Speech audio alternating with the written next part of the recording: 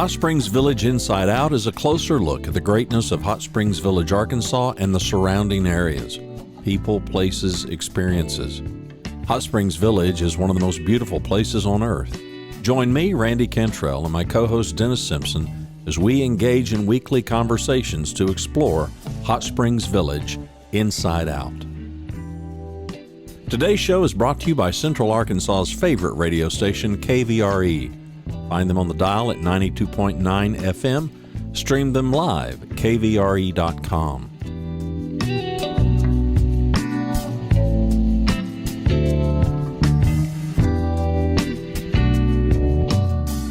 RE/MAX of Hot Springs Village. The award-winning RE/MAX of Hot Springs Village is the largest real estate office inside the village with over 30 full-time agents and support staff. Visit them to learn more about this beautiful place to solve your real estate needs. Call them today at 1-800-364-9007. Find them online at explorehsv.com. They are RE/MAX of Hot Springs Village at 1-800-364-9007 or online at explorehsv.com. Ike Eisenhower State Farm. Ike and his award-winning team have been serving the insurance needs of folks all around Hot Springs Village since 1998. Ike has qualified for State Farm's President's Club, Chairman's Circle, and Hot Springs Village Insurance Agent of the Year. Call Ike Eisenhower State Farm today at 501-984-4100. That's 501-984-4100. Find them online at ikeeisenhower.net. Call them today for all your insurance needs because, like a good neighbor, Ike Eisenhower State Farm is there. And it's been too long, Miss Christy Bennett. Great to have you back. Hi, thank you for having us. Well, I'm telling you people in the back, I think that's the way you phrase it. For you people in the back, Right. Christy is our police chief and a whole lot of fun. We're thrilled to have her. What's going on? Strange things afoot at the Circle K, but 4th of July coming up. Mm-hmm. Police officer's favorite or least favorite holiday? We're going to go with the least favorite. Going to go with the least favorite.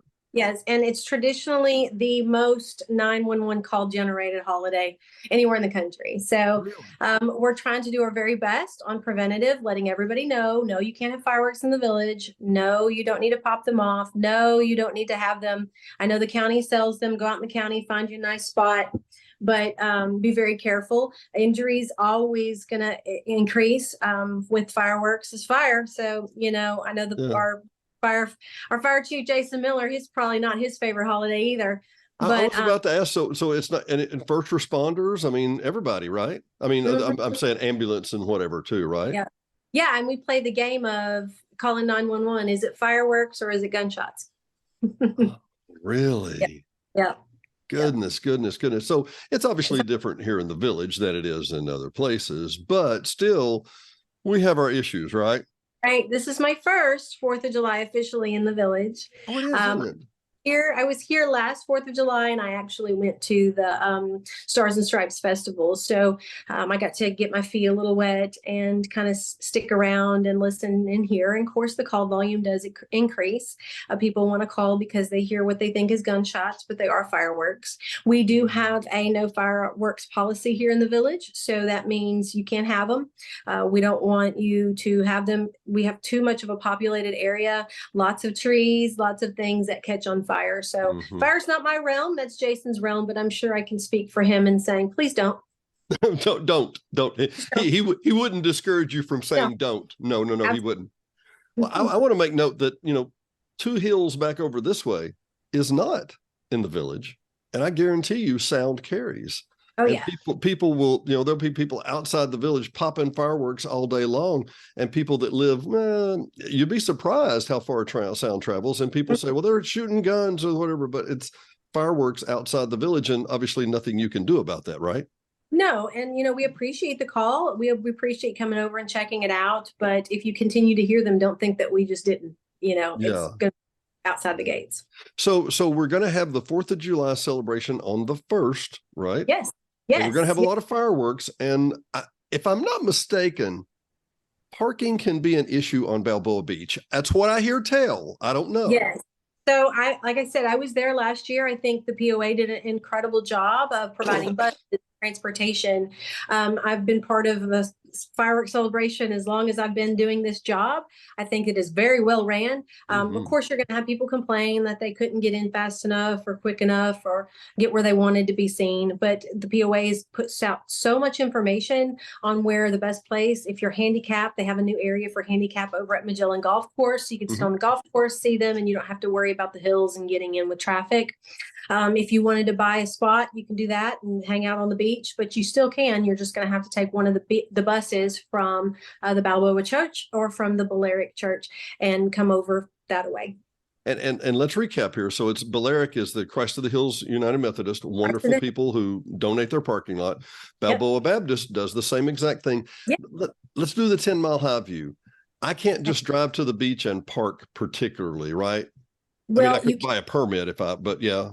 There's going to be specific parking that is going to be private parking that they're authorizing for reservation. You can do that.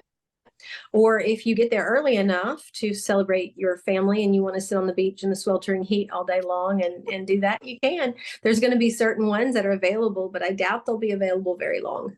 Yeah, no, I understand completely. Christy, give me 30 seconds, okay?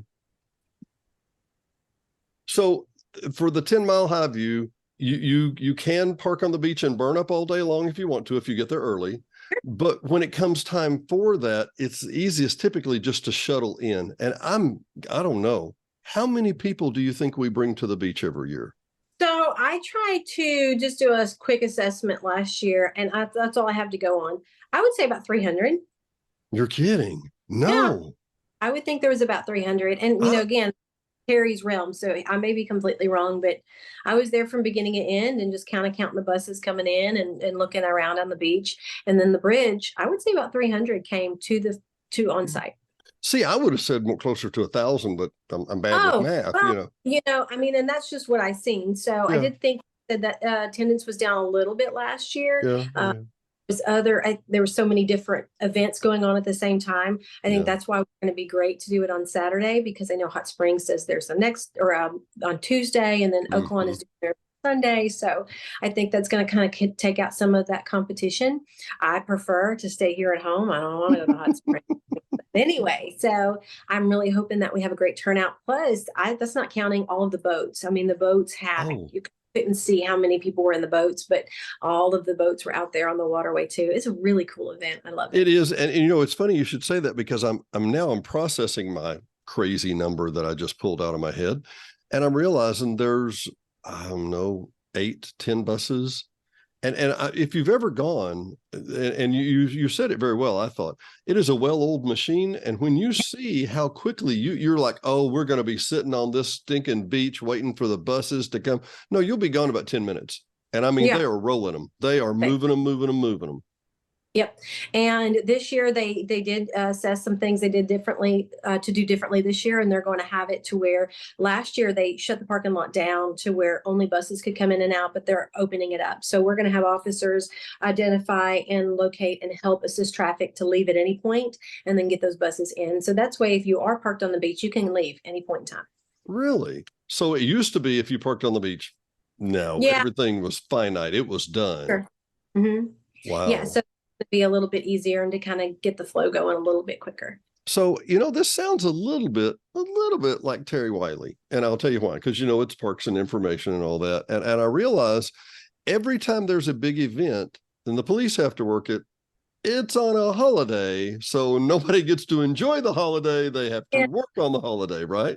Well, this year at the holidays, technically on the 4th. So at the office scheduled, they get to do family activities. I'm very thankful for a police department that understands that, we work 24/7 weekends and holidays. So, I've in my profession, this will be my 22nd year in policing. So I've done fireworks every year. And it's funny because, I was talking about my kiddo, this year, actually, because they've got it so well done, just showing up with my kids so we can watch it.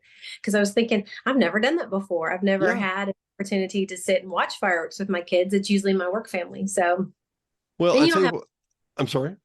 And I was gonna say, you don't have the whole time, but you get to see them while things are going on. And fortunately here, everybody seems to act really well, and they're good, upstanding citizens that are there for a good time. So we're not having to focus our attention on other things. As a friend of mine said one time, he saw somebody once in the 10 years I've been going, been here 20, but anyway, but he said he saw somebody acting a fool, and somebody else came up to him and said, "We don't do that here." We don't. We really don't. That's been my favorite line. I'm like, we don't do that here. I don't think that, or as they would say, that's not a thing. It's not a thing here. Not a thing. Well, I wanted to touch on that real quick. I want to just talk about that for a second. But I tell you what, while we got just another minute, coming up on a year plus, what's it like? How's you doing? I'm so blessed. This is the greatest place. This is where you wanted to be, right? It's perfect. If I would have known now what I know then, I probably would have tried to make the move a little sooner. But you don't know. I think everything happens for a reason, and by the grace of God and the plan that He has for us, we were able to come home, and I can still work and serve at home. So again, it's a year anniversary. July 11th is my first official start date. I'd been coming up for several weeks before, and meeting with the guys, and I rode and I worked with them on the last fireworks event. And I was just so impressed. I just couldn't wait. I couldn't wait to get started. And I still feel like that. Some ways this year has flown by. I don't remember any time in my career the year going by so quite as quickly. I wish it would slow down a little bit. I wish it would just slow down a little bit. I feel like sometimes we go too fast, but to have such a supportive law enforcement family here and a community, that is just the biggest piece, is to have such a backing and support from not only the POA, but Kelly and his crew, his team. They're all incredible, all of the POA employees, but the board of directors, and then this community. This community is emphatically supportive of law enforcement, and it's just incredible to see. The only negative that I can say that in the last 365 days is the food. We have so much food here. Yes. So much. I was like, you didn't like it? It's not good?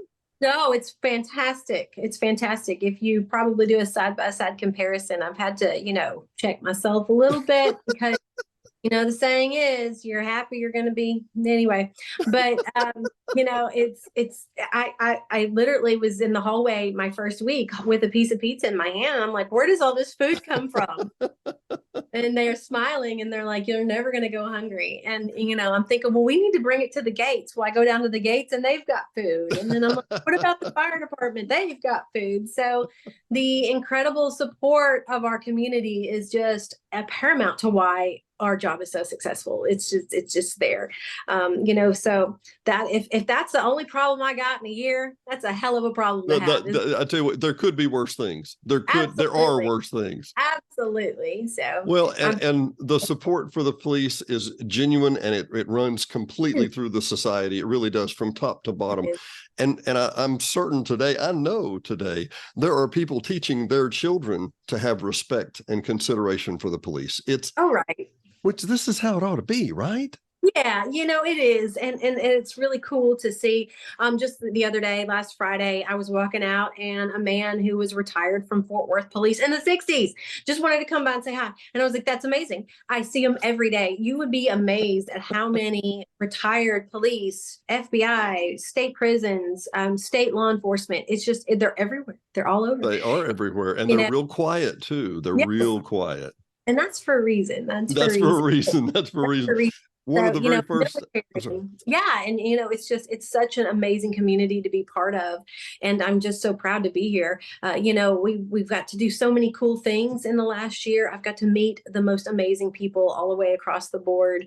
The exciting things that are happening, the exciting things that are going on, to see this village just get to be such a beautiful, great place to live. And I get to be part of it. It's pretty awesome. amazing. It is. And we're thrilled to have you.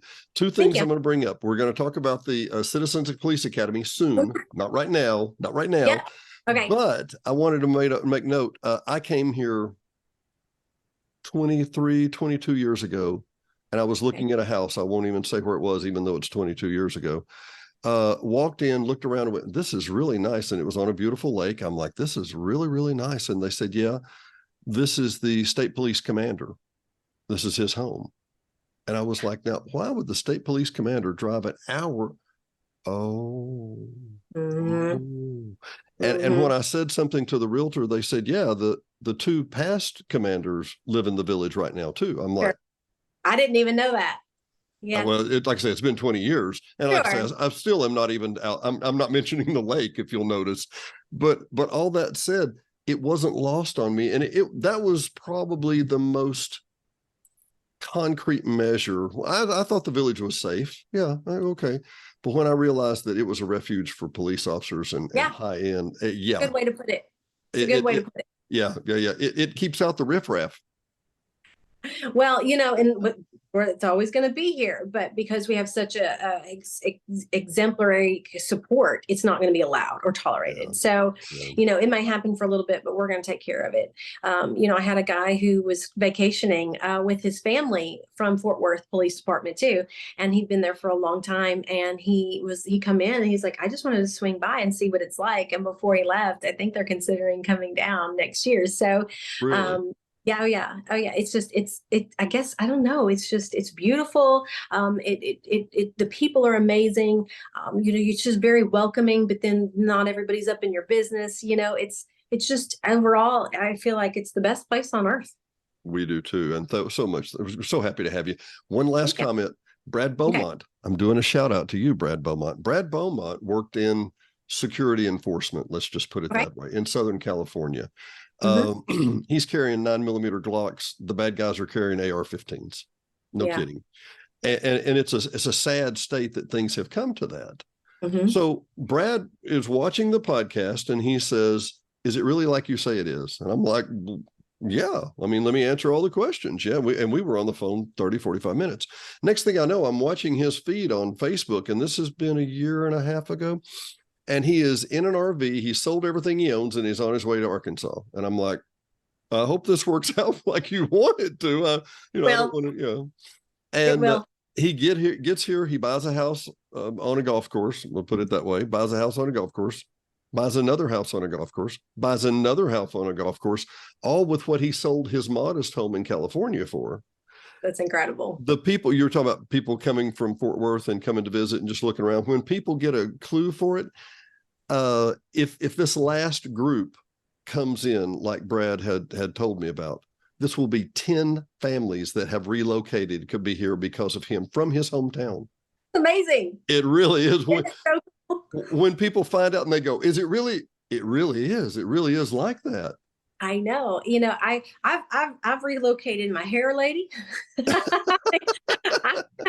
I've got, Shauna back here. She's the commander over here doing administrative stuff with us. I mean, she came and retired from Texarkana. I mean, my guy, the 4 new officers that we've hired, I've texted a guy. He's just very pro-police and he's got a lot of homes in the village. And I was like, hey, I'm sorry, I'm going to send you another one. And he's like, how are you getting these people? I'm like, this one walked in the door. He's on vacation. So, I mean, it's incredible to see, because you come here and it's so welcoming and it's so gorgeous and it's so beautiful and it's quiet and it's nowhere else you're going to find these things. Of course, we have some issues. Yeah, we've got, a water main break here and these guys are taking care of it. And we've got some roads with potholes, but go drive somewhere else. Drive it, go. And I love Little Rock. Go drive around Little Rock, even Hot Springs. We take care of our stuff around here and we're doing a great job. And it's getting back to, from what I've heard, taking care of our roots. Kelly Hale is amazing. He's the reason why I'm here. He gave me this opportunity and I'm forever grateful for him. And I see how hard he works. He's a shining example to us all about making sure that we're here for our people and to make this place, keep it great for all of us, for our kids, our grandkids, our son. He's about ready to get out of the Navy. They just had a baby and that's where they're coming. They're coming here. So, man. It's this well-kept secret that we're going to keep it amazing, but we're going to let the people in we want, right? I'm pretty sure it's not as well kept in Texas as it used to be. I'm telling you, and every vehicle coming in the gate on the left side is Texas tag. Did you notice that? I have no. There may be what do they call? There's a preponderance of Texans I'm talking to Yes. you, Randy Cantrell, talking to you and Rhonda. Yep. Well, I tell you what, for Hot That's Springs fine. Village, That's fine. it If is. you're good people and you want to help us take care of it and bring it and, be part of this amazing thing we have here, bring it. Bring your POA dollars and your good attitude. Come on down. Right. Attitude is everything. To you people in the back. That's right. For Hot Springs Village Inside Out, I'm Dennis Simpson. She's Christy Bennett, and we will see you next time. Thanks for watching and listening to Hot Springs Village Inside Out, a weekly podcast starring Hot Springs Village, Arkansas. Visit the website at hotspringsvillageinsideout.com.